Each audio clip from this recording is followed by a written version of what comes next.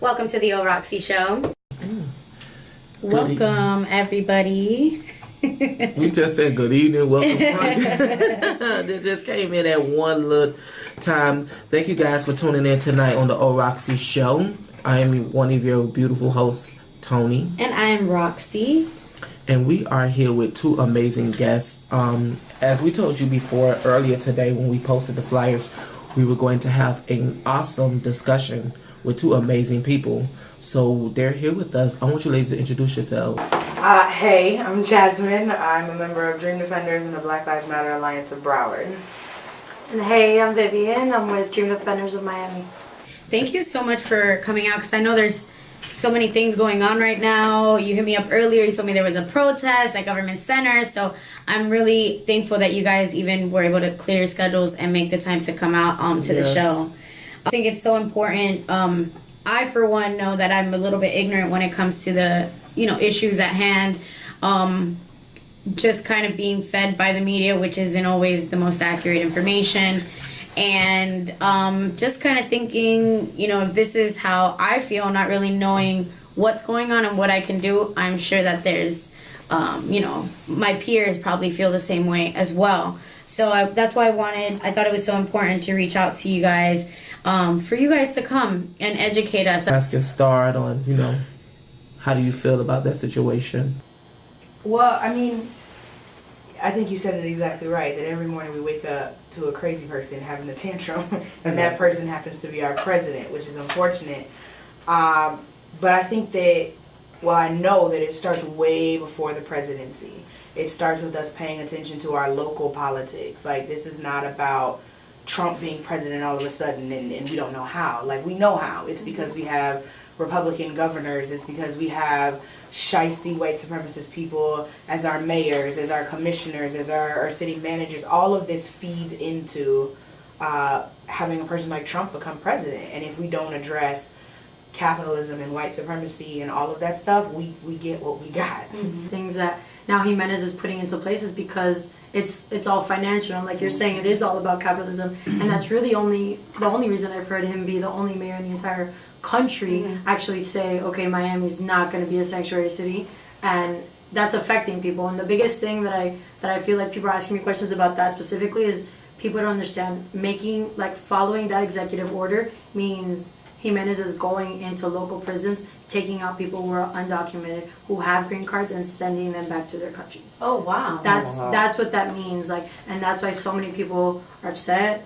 How was did you get to the protest earlier today? As soon as I was driving over, she's like, oh, it finished. I'm like, oh, because it was at Government Center, at Jimenez's office. Okay. But they protested there on Friday. We were out there for a little bit. And how was the turnout?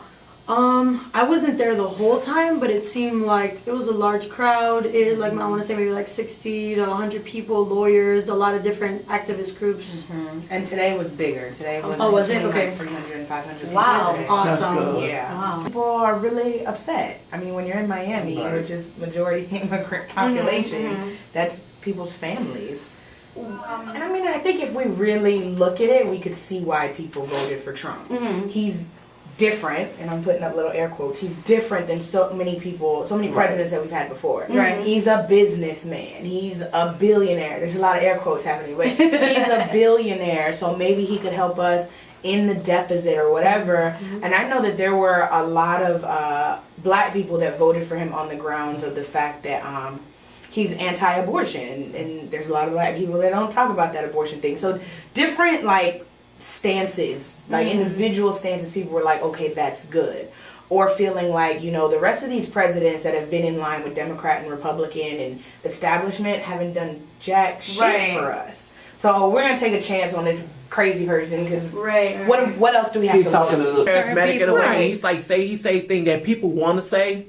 Right. And they can't say it. Exactly. And that's what he did. So, when he was up on stage doing the shit that he was doing, people like, you know what, I fuck with him because he's doing some shit that I'm saying. What are the goals of the protest? What are people hoping to gain after the protest? Because I say that one protest changed my life. Like, that's how I got introduced into movement and organizing, and this life is seeing the Dream Defenders take over a highway after Mike Brown was killed. Oh, okay. And I saw that on the news. I got stuck in the traffic, and I was like, whatever that is, I want to be a part of it. So the next day I was at another protest, and the day after I was at another protest. And 2 years later, like, here I am. I've met amazing people. Like, one protest changed my life.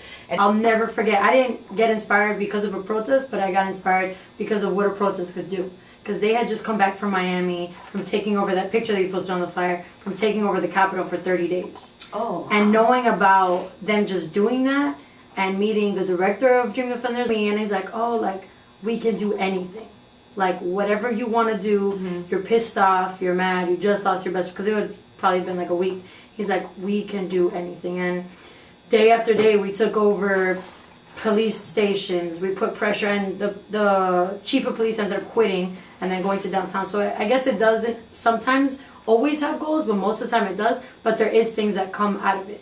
Something goes down here in Miami, like, it needs to be people our age's like duty to go out and protest, because if it's not us doing it, then we're just leaving it to shit. Older generations have done it. Like, now it's our turn. And each protest that's been planned in different cities has like certain goals. Like, some cities had like to get detainees out. But is it effective? It is effective, yeah, because Okay. they've gotten detainees out in Chicago, okay. in New York, in Texas. They've gotten detainees out, like children who have been detained for 24, 48 hours, haven't gotten anything to eat, and they're being detained because they're coming from the countries that are on the Muslim ban list from Trump. So I guess that's pretty much it. Yes. Anything? Thank you so much, ladies. This is Yeah, great. Thank you so much for having us. You are truly welcome. And again, like, if you guys want any information, say where could they go? Like, they can go on your You can go to dreamdefenders.org. DreamDefenders.org Okay. or Instagram stays more up to date. The Dream Defenders. Definitely check that out and get more informed of what's happening. If you want to become an advocate, we actually have the training flyer here. We're going to take a picture of it and let you guys see, so you guys can get more information. I know, as far as us here at the OhRawkC show, we're going to try to do our best to keep you guys informed and just kind of however we can use our platform. We'll definitely do that because it is important. So hope you guys got something out of today's conversation. Hope it sparks some sort of interest, and we'll be back next Tuesday. That's it for us. You've been tuned into the OhRawkC show on SNDS Radio. Bye.